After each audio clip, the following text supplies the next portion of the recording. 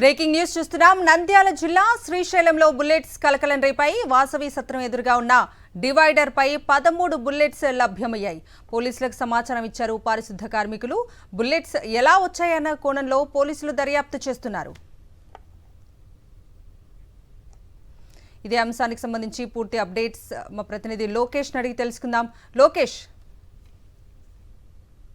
పుణ్యక్షేత్రంలో యొక్క బుల్లెట్లు బయటపడడం అనేది కలకలం రేపుతున్న పరిస్థితి. ఏదైతే ఈ యొక్క పుణ్యక్షేత్రానికి చాలా అతి సమీపంలో ఉన్న ఈ యొక్క వాసవి సత్రం ఎదురుగా ఉన్న డివైడర్ పై బుల్లెట్లు లభ్యమైన పరిస్థితి. ఏదైతే పారిశుద్ధ్య కార్యక్రమంలో ఆ పరిసర ప్రాంతాల్లో శుభ్రం చేయడానికి వెళ్ళినప్పుడు ఈ యొక్క బుల్లెట్లు కనపడడం జరిగింది.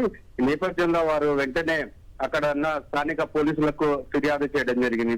పోలీసులు అక్కడ సంఘటన స్థలానికి చేరుకొని అక్కడ బుల్లెట్లను చూసి నివ్వెరపోయిన పరిస్థితి కనపడుతుంది. ఎందుకంటే శ్రీశైల పుణ్యక్షేత్రంలో చాలా పకడ్బందీగా పటిష్టమైన భద్రతా బలగాలు ఉంటాయి. ఈ నేపథ్యంలో ఈ విధంగా బుల్లెట్స్ బయటపడడం అనేది కలకలం రేపుతున్న పరిస్థితి. అక్కడున్న భక్తులు కూడా భయాందోళనకు గురవుతున్న పరిస్థితి. ఏది ఏమైనప్పటికీ ఈ యొక్క సమాచారం మేరకు ఈ యొక్క బుల్లెట్స్ ని స్వాధీనం చేసుకుని పూర్తి స్థాయిలో విచారణ అయితే కొనసాగుతుంది.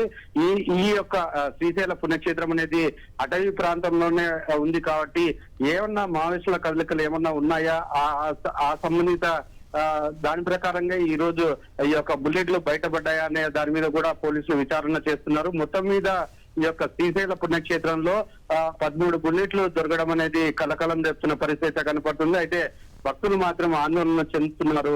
కవిత. Right Lokesh, thank you.